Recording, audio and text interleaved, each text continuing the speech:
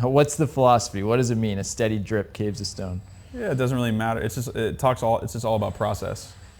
It's dripping on the stone and nothing's happening. You look at it, nothing's happening. But over time, the stone's gonna wear, it's gonna erode and just kind of wear off and wear off and wear off and wear off until it's complete, all the way down to nothing almost. And so, for me, that's like a nod towards process. It may not look like something one day or like after the 200th day or the second year, but like over time, if you keep dripping, it's gonna go. So.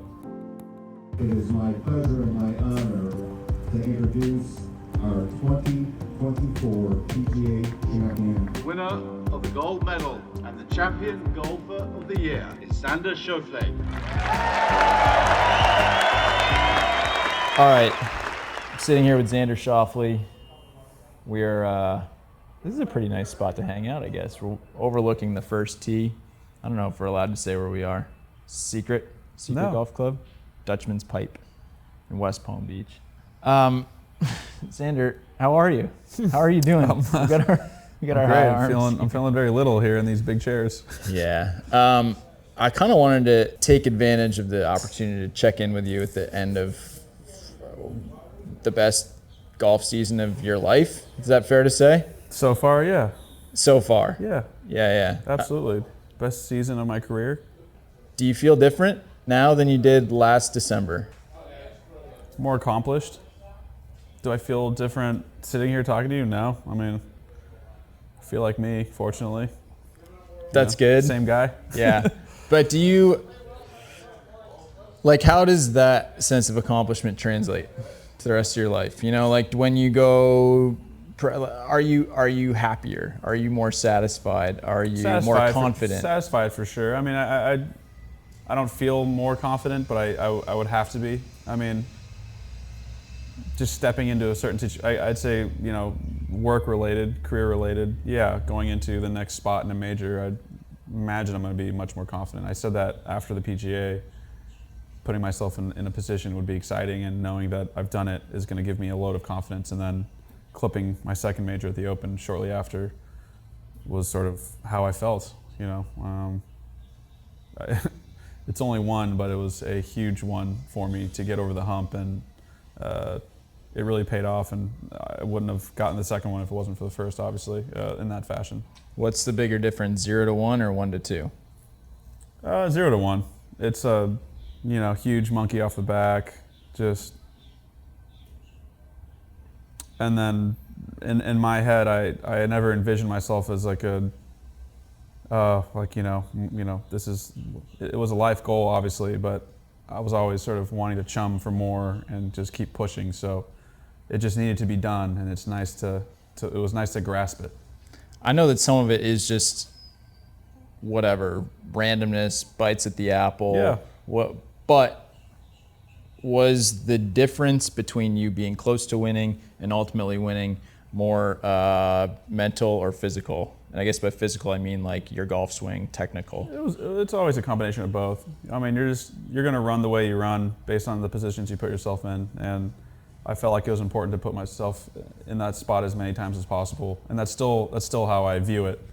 I'm just trying to get myself in the right spot as many times as possible, and then we'll see where the cards fall at the end of the day. But it was definitely a combination, of getting the swing in a better spot, and then getting a little bit stronger. And then you tag that in with a little bit more self-belief. All those things kind of came together. Looking back, what stands out from this year in terms of like individual moments? Like when you flash back to the PGA or you flash back to the Open. I know you've had to talk about them a bunch in interviews since then, but like, what belongs to you from those days and those accomplishments? I'm more of a process guy. I feel a lot of it was more of a lot of stuff that people don't talk about is sort of what I will take with me, sort of being able to just relentlessly work at what I was trying to do throughout the season, and then really lucky and fortunate for it to sort of click and then to run away with it. That's like the fun part of my job. The winning is an awesome thing, I think, to share, and it really is that stamp of validation. But for me, the fun is in those kind of weird moments where you're kind of on your own or with your team, and you're kind of heads in the mud or heads in the sand, as I said earlier, a year ago or two ago, everyone started to run with that line. And I like those moments. I like when you're sort of sitting there and you have to work, and it gives you like a real purpose waking up. After you've won a tournament, it's more of a reflection thing. But when you're sort of in the thick of it is when you have a lot of, that's when I feel the most drive to keep going. When you're in the thick of it, is it satisfying to find those little breakthrough moments, or like work in a swing thought or a new feel, or do you like when there's a problem you haven't solved yet?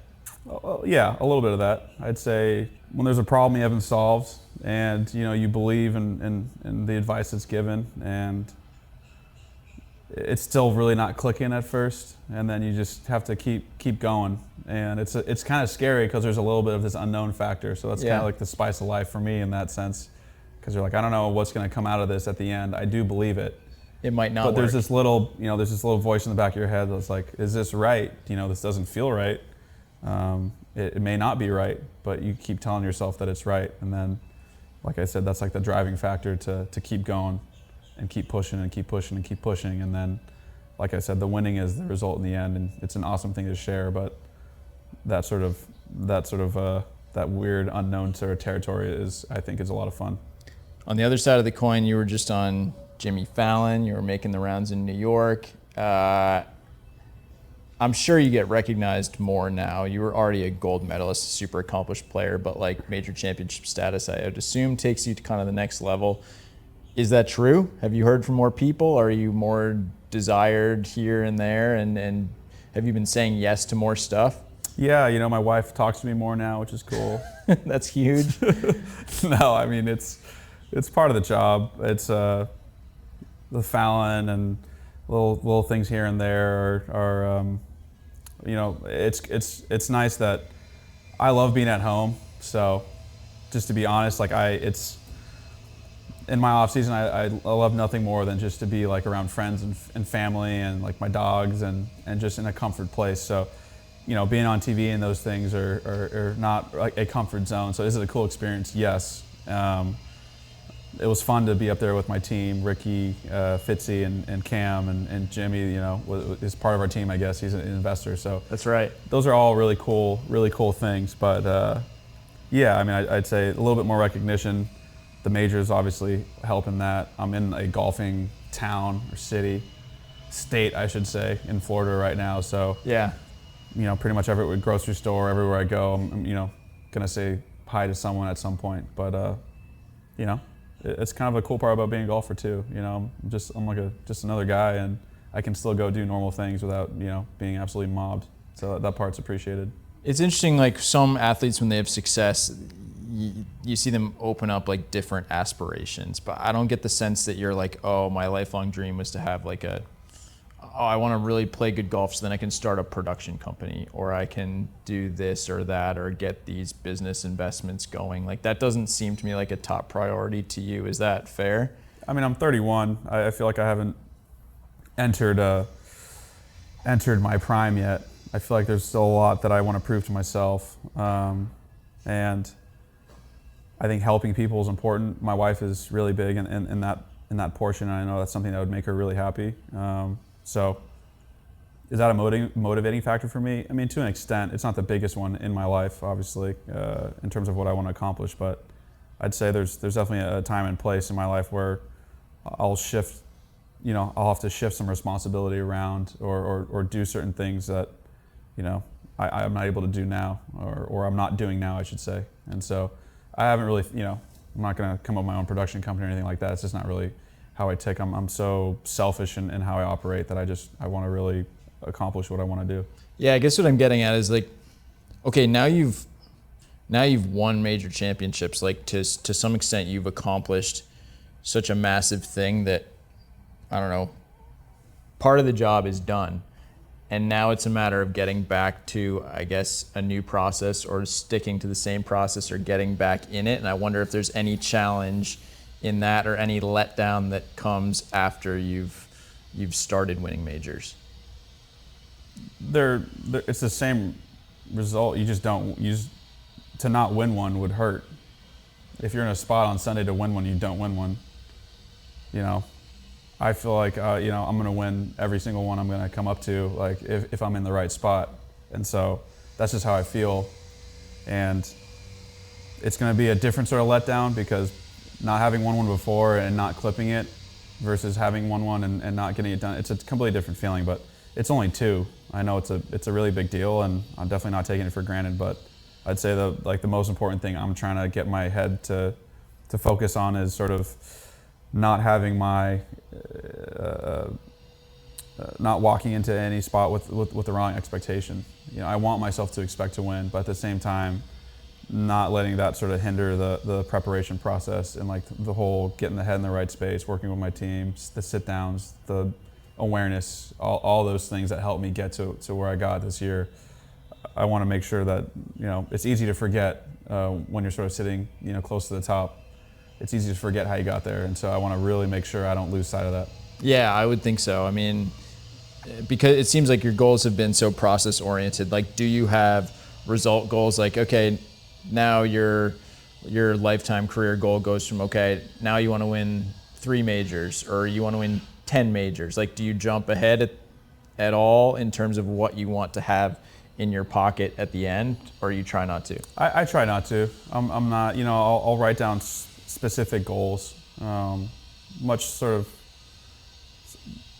more fine-tuned, I guess. There's obviously the big ones on paper, that you'll write down and you'll look at, and then you'll kind of tuck away, and then you either check it off or you don't. But there's a lot of sort of, like you said, process goals. I'm such a day-to-day guy. Like I don't sit here and my wife's the planner. I'm not someone that's going to sit here and think about all the things I need to do in 3 months. I'm really trying to win the day, and I think if you can win as many days and stack up really good days in a row, you're going to be in a really good spot. All right, so I want to get into just a little bit about like your team, your life, like what you're up to, because this is the time of year that you can actually be at home for a little bit. And you just moved, is that right? Yeah, just moved here to Jupiter. I mean, was renting here in Jupiter, and then we just moved into a new home. So what is the rhythm of your life here? You go play, do you play with other guys? Like which guys do you practice and play with? Do you guys play games together? What's that structure? Yeah, there's a kind of the usual crew. I mean, JT, Pat, Ricky, Gary. I'll see a bunch of other guys because of in and out. But I'd say it's pretty. I have my trainer here. My physio's on the West Coast, so I had my in-laws out. They helped us move into the new home. Kind of made us feel comfortable. And, they left, and then went to New York, did a little thing there, came back. So like the whole moving process is still kind of ongoing. I think anyone that's kind of gone into a new spot knows that it takes a while to feel like you're in your home. And it's kind of the holidays, so it's relatively quiet around, but for the most part, as a pro golfer, I'm not being the only one here. I'm kind of on a similar schedule to a lot of guys. So you're seeing guys at practice, we're getting games, and we're just trying to, this is a decent time to try and sharpen up for January. So do you guys like meet at the club in the morning, practice, and then we'll go just out? Do a little group chat. We'll do a group chat and set up a game and set up as many games as possible. And practice is always, lunch or practice is always followed after, and then just a hang for the most part. Who talks the most shit and who's the most fun to play with? And maybe that's the same person. I enjoy playing with all those guys. Gary's got to be up there. It's I'm happy he's kind of coming around. He's definitely a really fun one to be around. He brings a lot of spice to the group, no doubt.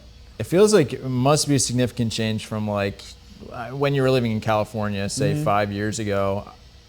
I mean, I remember talking to you. You didn't really know these guys on that next level. Like you didn't practice with more than a handful of them or play with them outside of tournaments. Yeah. Does that feel like a significant shift, or maybe it's just happened so gradually that it's hard to? It was a little gradual. I mean, I'd see Colin and Kitayama a lot in Vegas when I was there for a couple of years. So those were kind of the guys I'd run with and compete against. We'd see each other a ton. I mean, we kind of were all we had, at the Summit Club there in Vegas. So, and then I'd see a few other guys at Summerlin. But it was a gradual flow of me being around other pro golfers, because in San Diego it was Hoffman, and then a lot of sort of some college kids, and then fresh out of college competing on, Latin Tour or Canada, and going through Q school. So it's just, it worked out to where, everyone's trying to sharpen up each other, and the competition was good. But, not to this. I remember, I don't know if I told you this, but when I first came to Florida, when I started renting here, I remember I played, I get to the range, it's like JT, Ricky, Pat, Gary, and I'm like, this is a sick 5-ball. I'm just rolling up, and I'm like, I've never done this in my entire life, you know what I mean? So that part's definitely is very appreciated. So it's still a little bit surreal even for you. Yeah, it's cool, it's like the only way to really, you sit here and you think about how you're gonna get better, and everyone's different, and I love playing and I love competing, so what better way to do it than against the best players in the world? You seem to really, I feel like you're fully out of your shell now. I feel like Xander being like a super reserved guy is a bit of like a storyline of the past, but you really seem to find a new level during those team weeks. Like this President's Cup year really felt like, oh yeah, Xander's obviously a leader of this team. He's been on as many of these as just about anyone here. Are those weeks as fun for you as it seems like from the outside? Yeah, it's all genuine.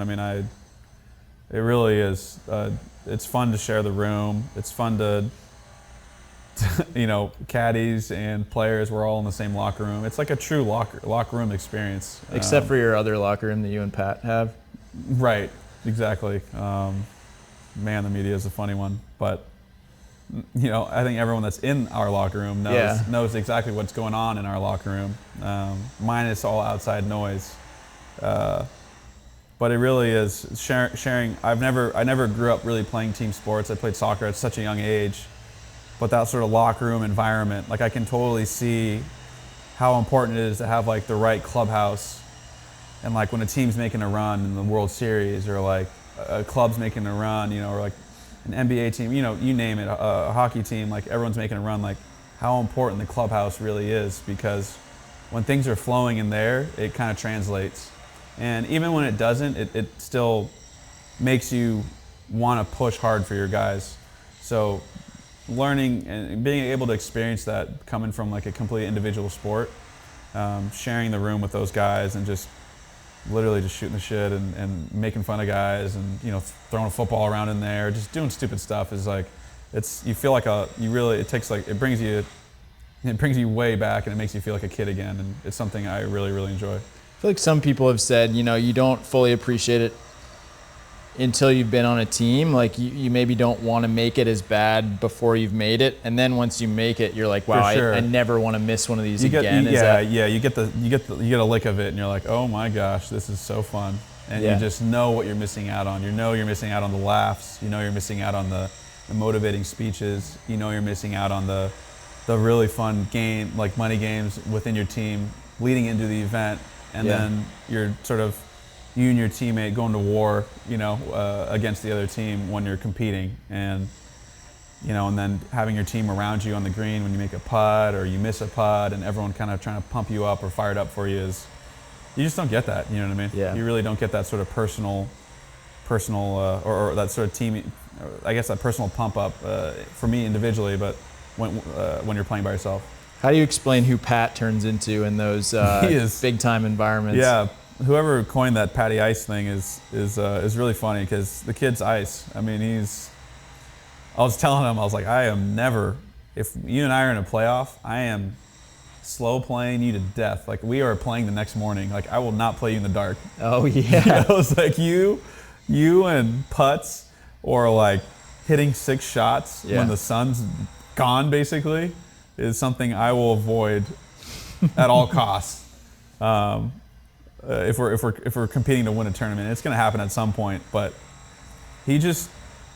I've said it for a long. I've been Pat's one of my close friends, and he's been for a long time now since we've been on tour, and he just has this innate ability to focus, focus that people lock in and focus, but truly. If they did a scan on his brain, in those spots, he would, whatever the whole, they look for in someone's brain when they're in the zone, he gets there in these team events. And when he's in like a spot where he's hunting, like he's dangerous. And so very happy that, he's on our side and everyone looks to him, for a really significant point when it matters.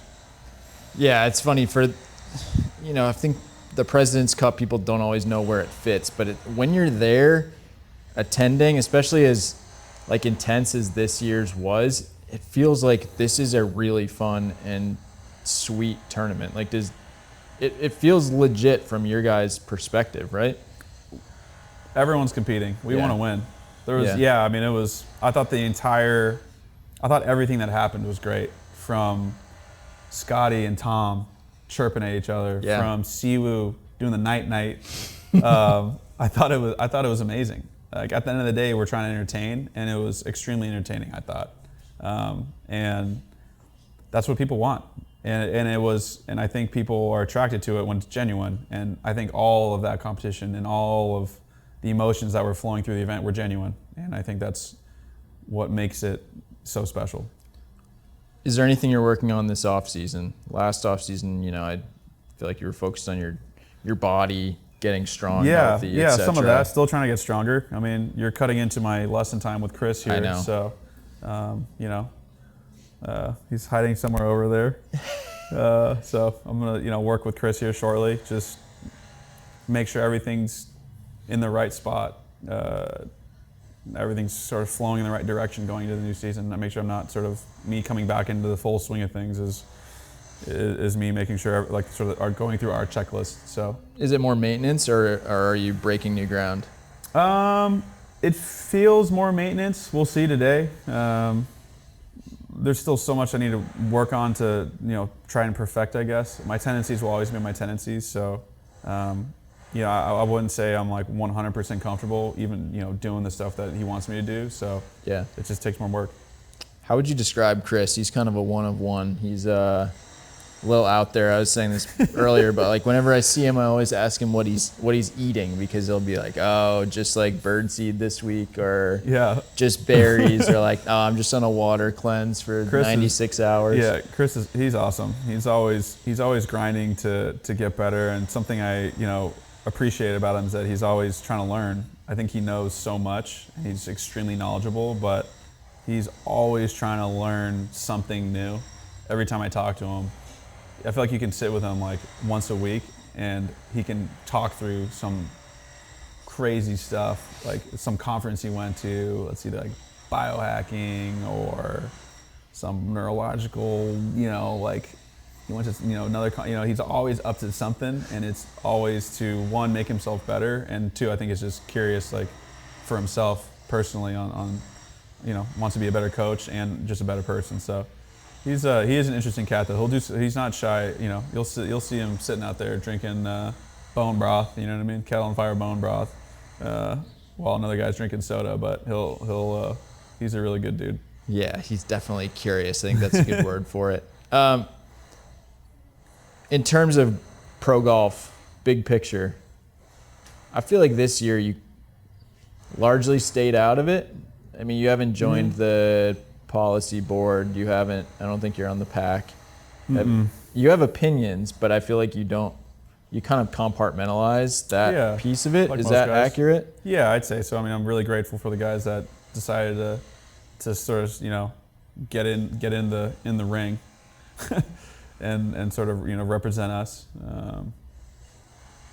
It's a weird time with not a lot of answers, and a lot of the stuff that happens, those guys can't even talk about. So I kind of gave up on the whole speculation thing, and that's really what it was at the end of the day. I think that's kind of why I haven't really, I have my thoughts on things if you ask me, but I haven't really sat down and thought a lot about it, because what I think matters, I think, to an extent, on sort of maybe where I'll stand, or where I make my bed at the end of the night. But until that moment sort of comes and I'm sort of called upon, I feel like it's all speculation on what's going to happen, and there's bigger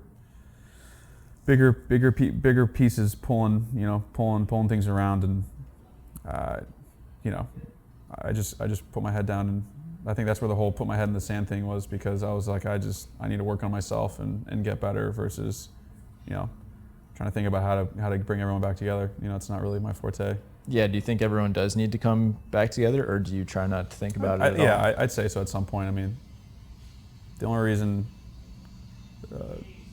at the end of the day, all sporting, you know, figures, the iconic ones and whatnot, you know, entertainers, people, you know, I could be the best golfer. Well, take Scotty. Scotty is the best golfer in the world, and he's really, really, really good at golf. And a lot of us are really, really good at golf, but it doesn't really matter, you know, because if no one wants to watch it, it doesn't, you know what I mean? Like, the best badminton player in the world, you know, I'm sure he gets a lot of eyeballs, but like, they don't get compensated as much because not as many people want to watch badminton. So like, Yeah. at the end of the day, that's what we are, and I'm just lucky that enough people want to turn the TV on to watch us.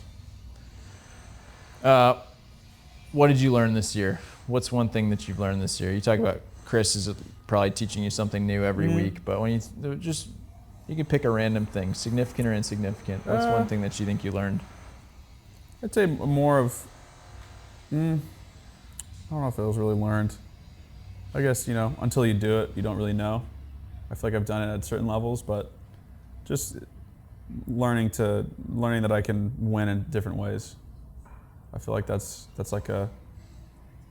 was important for me to progress, I think, in my career, to know I can do it in different ways. I think the way I won the two majors were very different. Yeah.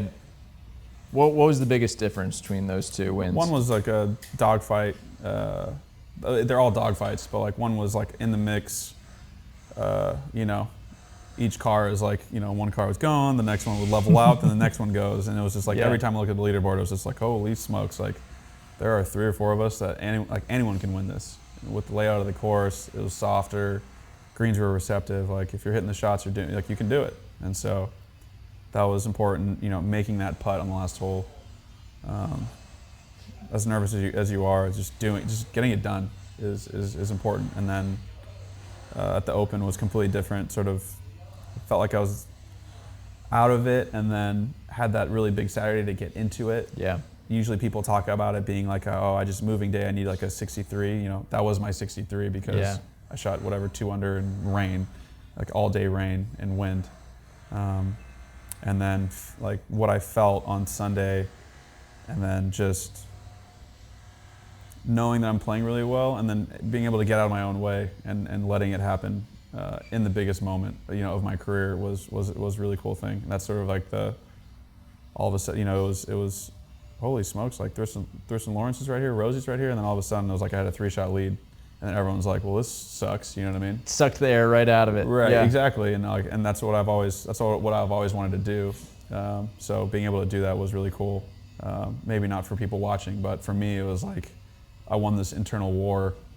You know, when you want something so bad, it's like sometimes you just push yourself away from the moment, wanting it so much, and so identifying that, being aware of it, and then just sticking to what I do, and then actually doing it is a really cool thing. Last 2 questions. You've talked about this before, but I always loved it. What's the expression, the German expression about dripping water on the stone? Yeah, of course. Steady drip caves the stone. A steady drip caves the stone. Do you Yeah. know what it is in German? No. No. What's the philosophy? What does it mean? A steady drip caves the stone. Yeah, it doesn't really matter. It's just all about process.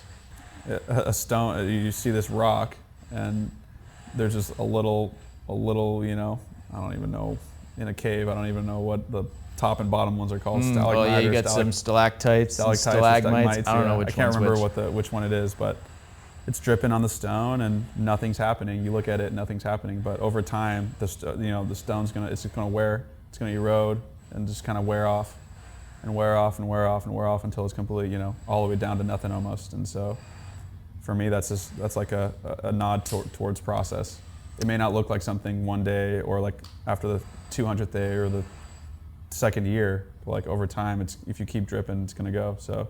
And what is that for you? Is that the process of getting better in general, working on a swing change, of knocking on the door in tournaments? What is it? Just like when you tie the whole purpose into you can lose sight of a lot of things. And for me, when I'm waking up, like it makes me think of all the small things I need to do to get to the end goal, versus just thinking about the end goal and kind of running around headless.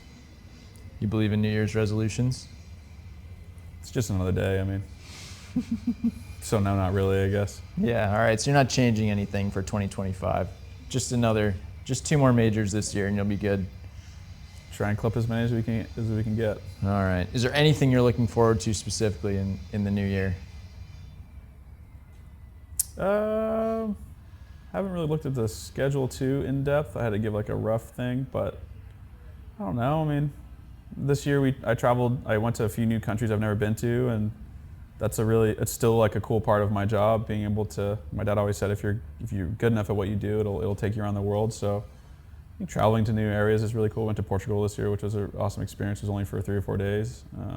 Played in France. That was really cool as well. Mm-hmm. So you don't get to experience a ton when you're competing, but every once in a while you can kind of sneak in like a couple days where you can do something I want to do, or my wife wants to do, and I tag along. And so I haven't looked at the schedule, but we always try to go somewhere kind of new if we can for a couple days and get away. So I always look forward to those moments, but you got to earn them. I'm never going to enjoy a getaway if I'm playing like ass. So that's always motivation. That's good motivation for all of us. All right, Xander, we'll let you get to practice. I know Chris is chomping at the bit over here. I think we lost him. Oh, we already lost him. He probably took a call. Yeah, he's like, he's at a conference. Slacking.